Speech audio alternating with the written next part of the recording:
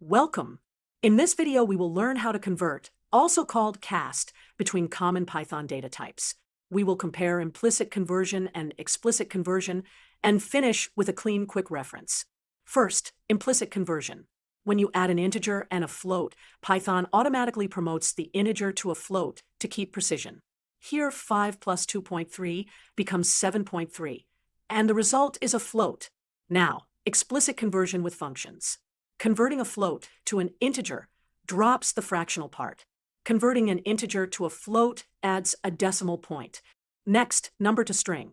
Use string of x to turn a number into characters. Notice the quotes in the value.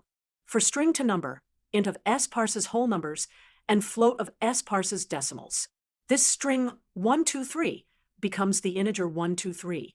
This string 4.56 becomes the float 4.56.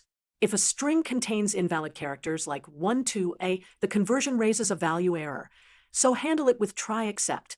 Between sequences, use list, tuple, and set on any iterable.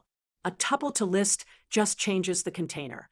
A string to list splits into characters.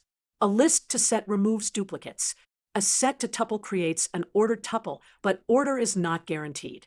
For dictionaries, pass pairs of key and value.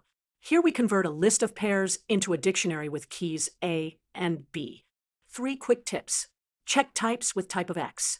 Use try except value error to catch invalid casts. Remember int truncates towards 0, it does not round. Finally, a clean, quick reference table. Use it to remember common casts and example calls. That wraps up Python casting. We covered implicit promotion, explicit functions, strings, sequences, and dictionaries with practical tips. Happy coding!